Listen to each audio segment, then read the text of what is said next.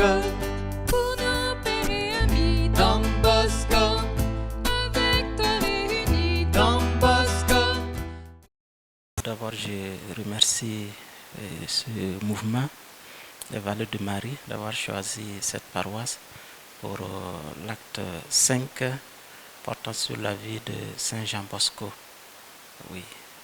En tout cas, j'apprécie très très positivement cette démarche, cette campagne. Voilà, ça permet de redécouvrir notre identité chrétienne, la vivre comme un enfant de Dieu, c'est-à-dire tout ce que Dieu veut de nous, vivre dans l'amour.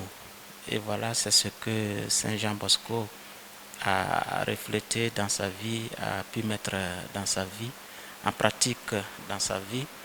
Et voilà, il a attiré pas mal de personnes au Christ. Voilà, c'est un saint à imiter, voilà, quel que soit notre âge. C'est un saint, un modèle à imiter, à connaître et à faire connaître. Surtout les vertus qu'il a pu mettre en pratique, la douceur, la patience, l'humilité, l'amour. Voilà des vertus qui peuvent changer le cœur de quelqu'un, qui peuvent pousser quelqu'un à se convertir. Ce n'est ni la force, ni la violence, non, la douceur, la patience, l'amour. Oui, merci. Loué soit Jésus.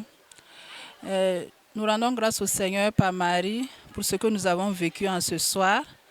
Nous disons merci au mouvement des Valets de Marie qui a choisi la paroisse Christ-Roi de l'univers de Pissy pour nous parler du Saint Bosco.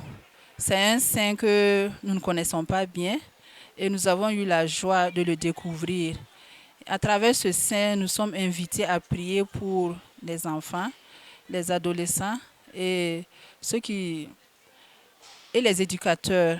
Donc nous sommes contents parce que en ce moment, la jeunesse vit des difficultés, de grandes difficultés. Mon témoignage par rapport à Don Bosco, c'est au niveau de mes études.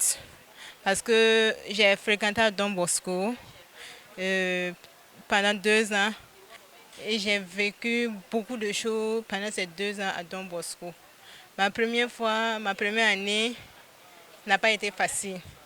Bon, la première année c'était facile, mais au niveau de la deuxième année, c'était pas facile parce que j'étais beaucoup menacée côté de la classe. Et à chaque fois on faisait la prière les matins à Don Bosco. Et le père Basson nous disait qu'il faut prier Don Bosco, invoquez-le, il va faire beaucoup de choses. Et c'est pas ça. Lors des fêtes de Don Bosco, moi j'ai saisi l'occasion. J'ai dit bon, on parle de Don Bosco, j'ai dit Don Bosco c'est qui? Bon, je vais le voir, le vivre, comment il est, sa vie au fait, je vais le vivre. Et je l'ai vécu pendant 1 année de la 2e année. Et à ce moment, j'étais en examen. Et j'ai dit Seigneur, à travers Don Bosco, il faut faire grâce.